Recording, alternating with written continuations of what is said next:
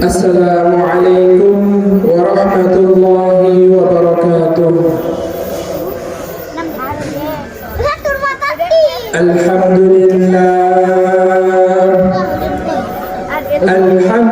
لله الذي جعل الشمس والقمر بحسبان والنجم والشجر يسجدان وفضل زمانا على زمان كما فضل مكانا على مكان وإنسانا على إنسان ونشهد أن لا إله إلا الله وحده لا شريك له ونشهد أن سيدنا وسندنا وحبيبنا وطبيب قلوبنا ومولانا محمدا عبده ورسوله. أما بعد فأعوذ بالله من الشيطان الرجيم. بسم الله الرحمن الرحيم. قل هو الله أحد الله الصمد لم يلد ولم يولد ولم يكن له كفوا أحد. صدق الله العظيم. بسم الله الرحمن الرحيم. إن الله وملائكته يصلون على النبي يا أيها الذين آمنوا صلوا عليه وسلموا تسليما. সকলে জবান খুলে দরুদ ইব্রাহিম পড়ি। اللهم صل على محمد وعلى آل محمد كما صليت على إبراهيم وعلى آل إبراهيم إنك حميد مجيد. اللهم بارك على محمد وعلى آل محمد كما باركت على إبراهيم وعلى آل إبراهيم إنك حميد مجيد. আলহামদুলিল্লাহ, সকল তারিফ এবং প্রশংসা শুধুমাত্র একমাত্র কার জন্য? সমস্ত প্রশংসা সেই মহান রব্বুল আলামিনের দরবারে। প্রশংসা যদি করতে হয় প্রশংসা করব কার? আল্লাহ ছাড়া এই পৃথিবীতে আর কারো প্রশংসা করার কোনো প্রয়োজন আছে? যেই সমস্ত গণ্যমান্য জঘন্য অনেক ব্যক্তিবর্গ আমাদের সমাজে বসবাস করে, তাদের শরীর তৈরি হয়েছে সুদের টাকায়, ঘুষের টাকায়, চাঁদা তোলার টাকায়। এমন অনেক মানুষ আমাদের সমাজে রয়েছে, তাদের জন্য কি প্রশংসা? আল্লাহ ছাড়া পৃথিবীর জমিনে কোনো সুদ ঘুষ চাঁদাবাদের জন্য প্রশংসা হতে পারে? না, এই জমিনে আইন চলবে কার? জমিন কার? আল্লাহ। তাই আইনও চলবে আল্লাহ। কোন একদিন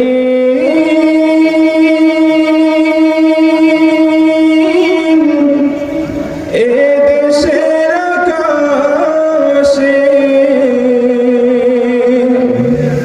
কালেমার পতাকা দুলবে, সেদিন সবাই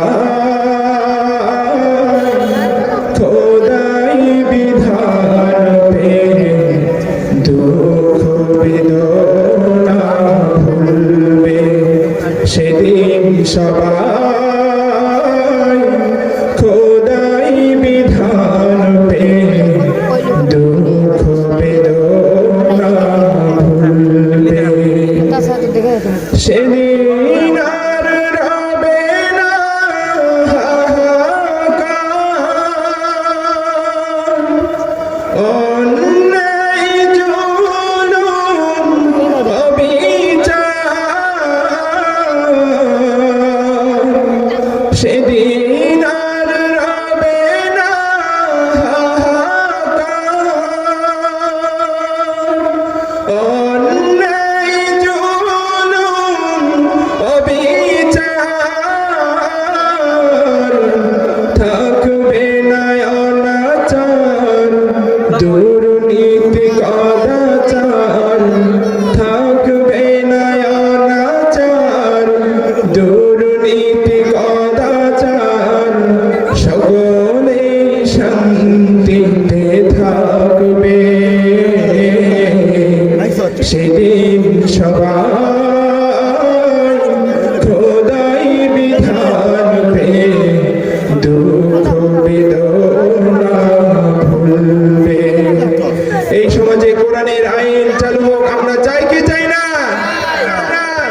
আমাদের জন্য কর্তব্য এবং করণীয় আল্লাহ তাআলার বিধান মেনে চলা। সমস্ত প্রশংসা একমাত্র কেবলমাত্র সেই মাবুদের দরবারে, যিনি আজকে আমাদের সবাইকে এই চক বিনোদ আদর্শ বক্তব্যের উদ্যোগে আয়োজিত আজকের এই জান্নাতের বাগানে সুন্দর একটি পরিবেশে আসবার এবং বসবার মতন তৌফিক দান করলেন। সেই মাবুদের দরবারে সকলেই কালিমাতুশ শুকর আদায় করছি, সকলে বলি আলহামদুলিল্লাহ। সকল তারিফ এবং প্রশংসা সেই মাবুদের পরে দরুদ ও সালাম পেশ করব সেই বিশ্ব মানবের প্রতি, বিশ্ব নেতার প্রতি, যিনি আমাদেরকে দ্বীন শিক্ষা দিয়েছেন, যিনি আমাদেরকে ইসলাম উপহার দিয়েছেন, যার মাধ্যমে আমরা শিখতে পেরেছি একজন মানুষের মানব জীবন সুন্দর সুশৃঙ্খল কিভাবে হবে। সেই বিশ্ব নেতার প্রতি, বিশ্ব মানবের প্রতি সকলে দরুদ ও সালাম পেশ করছি, সকলে বলি সাল্লাল্লাহু আলাইহি ওয়াসাল্লাম। সম্মানিত হাজিরিন, আজকে আমরা এখানে সবাই উপস্থিত হয়েছি, আজকে আমরা এখানে উপস্থিত হতে পেরেছি আল্লাহ তাআলা আমাদেরকে তৌফিক দিয়েছেন।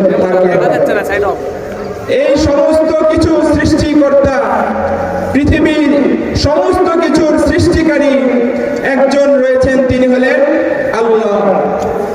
যদি আল্লাহ তাআলা এই পৃথিবীকে সৃষ্টি না করতেন, আমরা এই দুনিয়াতে আসার সৌভাগ্য লাভ করতে পারতাম না।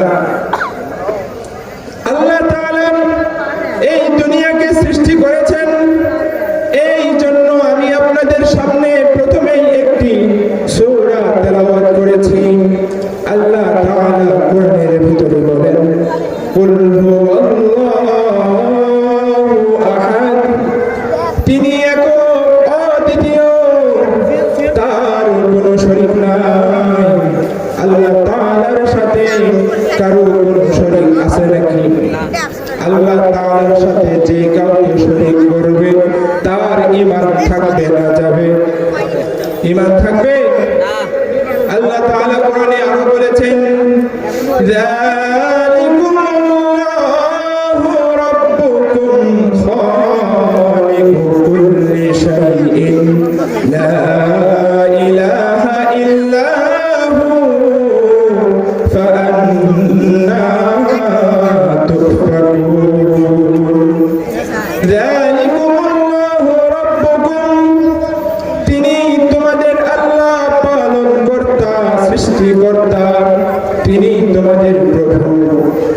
তোমাদের মালিক খালিকু কুল্লি শাই, যিনি সমস্ত কিছুকে সৃষ্টি করেছেন।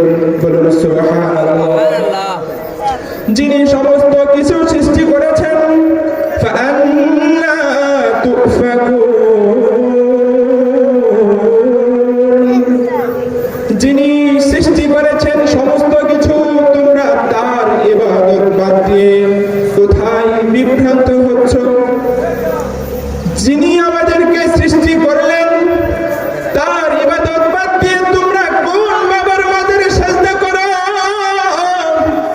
যিনি আমাদেরকে সৃষ্টি করেছেন তিনি আমাদের কাছ থেকে ইবাদত পাওয়ার যোগ্য। যিনি আমাদেরকে সৃষ্টি করে নাই, যিনি কবরে নিজেই অসহায় হয়ে শুয়ে আছে, সে কখনো কি আমাদের কাছ থেকে সাজদা পাওয়ার যোগ্য হতে পারে? কোনোদিনও নয়, কোশ্চিন কালেও নয়। যিনি সৃষ্টিকর্তা, সাজদা শুধুমাত্র হবে তার জন্যই। কথা বলেন ঠিক কিনা? এই পৃথিবীর জমিনে সব কিছু চলে, মানুষ সব কিছু করে শুধুমাত্র ভালোভাবে শান্তিতে বাঁচার জন্য। কথা ঠিক না ঠিক? মানুষ দেখবেন সারাদিন এত কাজকর্ম করে, তার জীবনের সব কাজকর্ম শুধুমাত্র কিভাবে সারাটা দিন ভালো থাকবে এর জন্য। মানুষের রিজিকের জন্য মানুষ এত কাজ করে। কেউ সুদকে সুদ বলে না, না হারামকে হারাম বলে না, জায়েজকে জায়েজ বলে না। সুদ কি আর হারাম কি? টাকা দেখলেই সেখানে দৌড় দেয়, টাকা দেখলেই সেখানে হামলা করে। মানুষ শুধুমাত্র তার রিজিকের জন্য, তার দুই বেলা ভালোভাবে খাওয়ার জন্য আর শান্তিতে থাকার জন্য কত কি করে আমরা সকলে জানি। সুদ খাওয়া হারাম, ঘুষ খাওয়া হারাম, তারপরেও মানুষ ঘুষ সুদ খায় কি খায় না?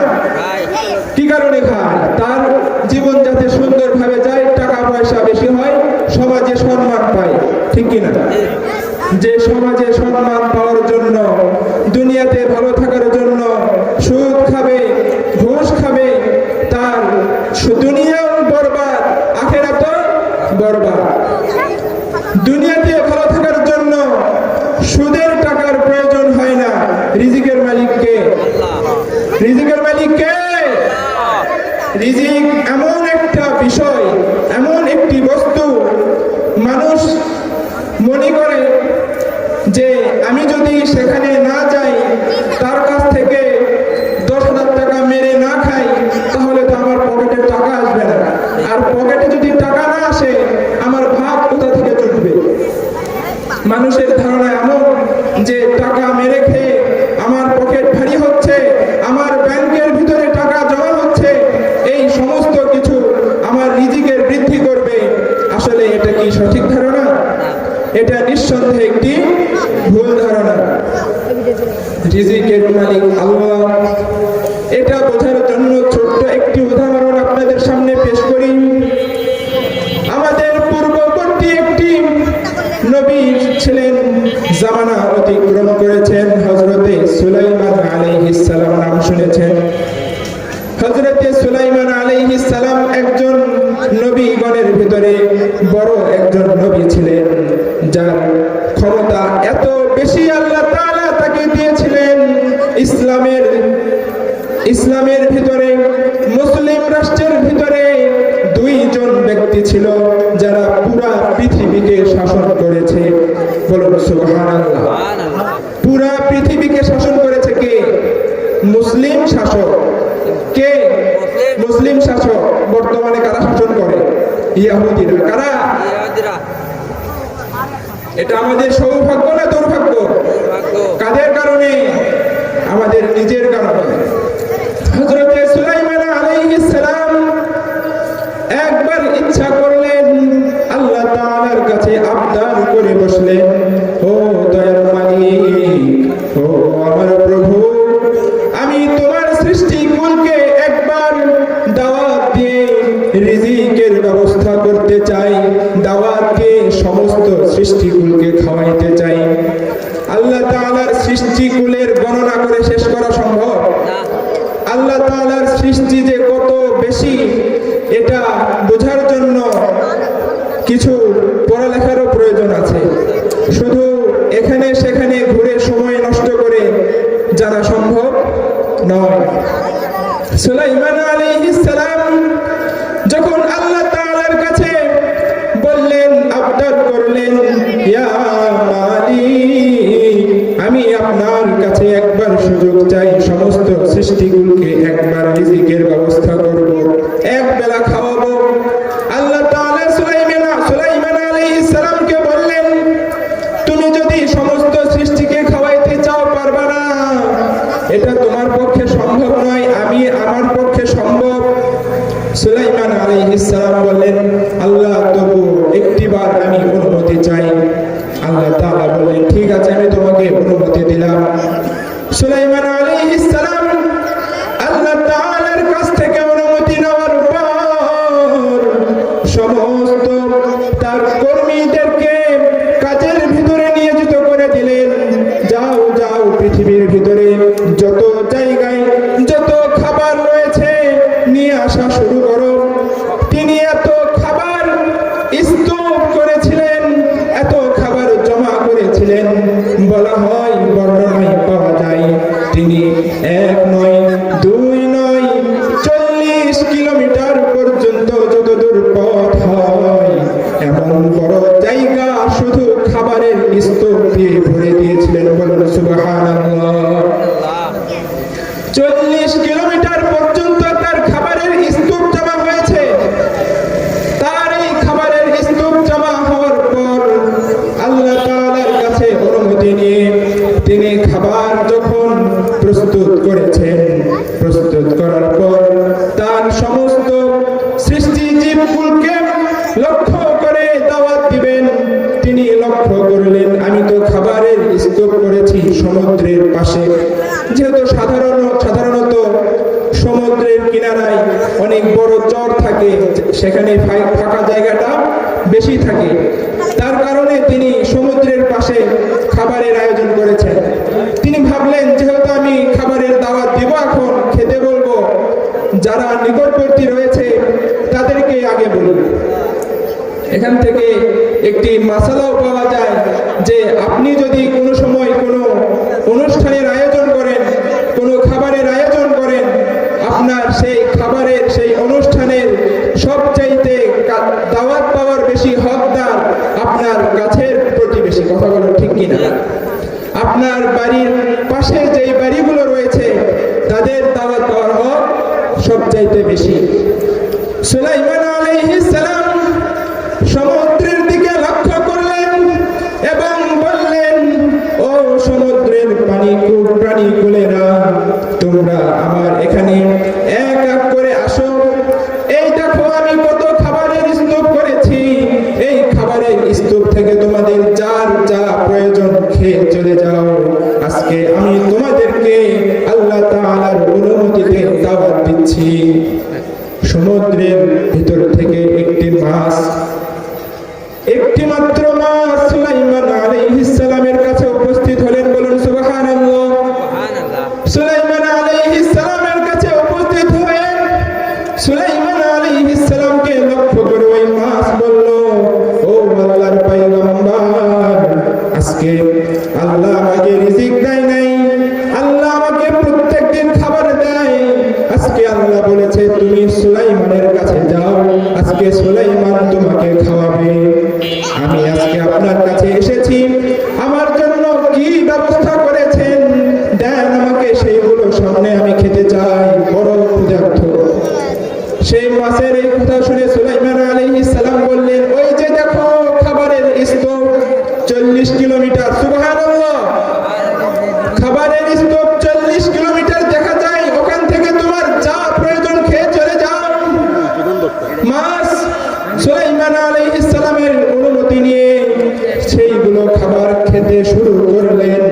খাবার খাওয়া যখন শুরু করলো, খাবার খেতে খেতে 40 কিলোমিটারের সমস্ত খাবার একটি মাছই শেষ করে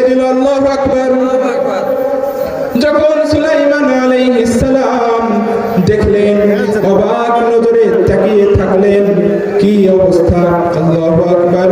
একটি মাছ সামার 40 কিলোমিটারের খাবার একাই খেয়ে নিল। খাওয়ার পরে মাছ আবার সুলাইমান আলাইহিস সালামকে বলে, ও আল্লাহর পয়গম্বর, আমি যতটুকু খাবার খেয়েছি এইরকম পরিমাণে আল্লাহ তাআলা আমাকে দিনে 2 বার খাবার দেন। আল্লাহু আকবার বলবেন না? আপনি আমাকে যা খাবার দিয়েছেন আমার কেবল 1 লুকমা হয়েছে, আমার আরো 1 লুকমা খাবারের প্রয়োজন।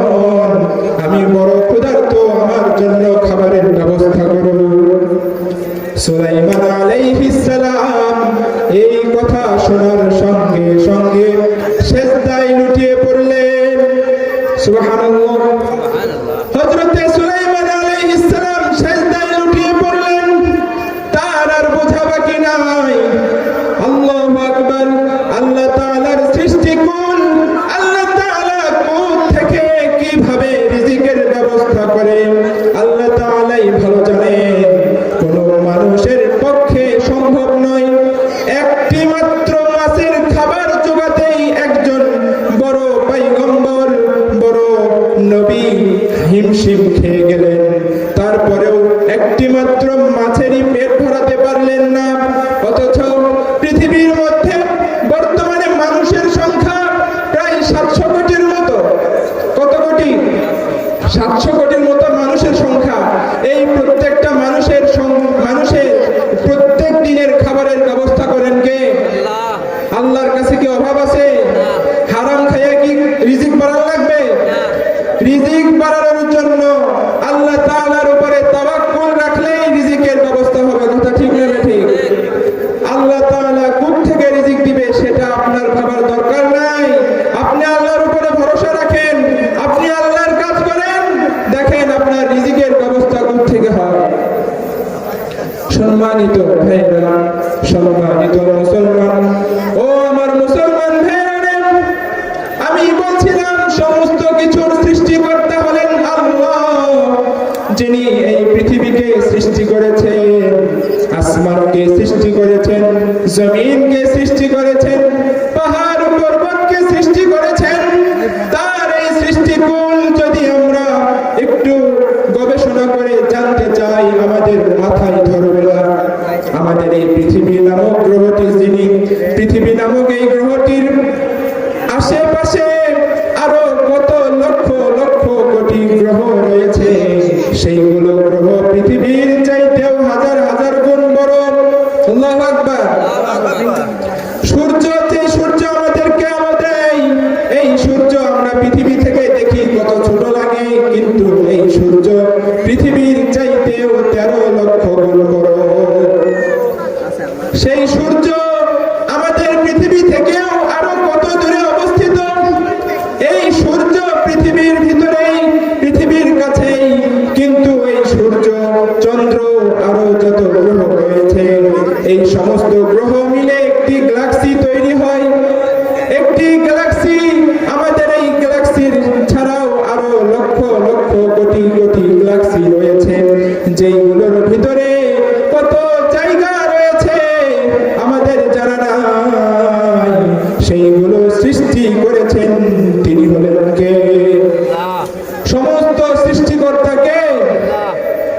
যেহেতু আল্লাহ তাআলা পৃথিবীর সমস্ত সৃষ্টিকারী, ইবাদত হবে শুধুমাত্র কার জন্য?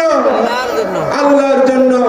আল্লাহ ছাড়া পৃথিবীর কোন নেতার ইবাদত করা যেতে পারে? কোন বাবার ইবাদত করা যাবে?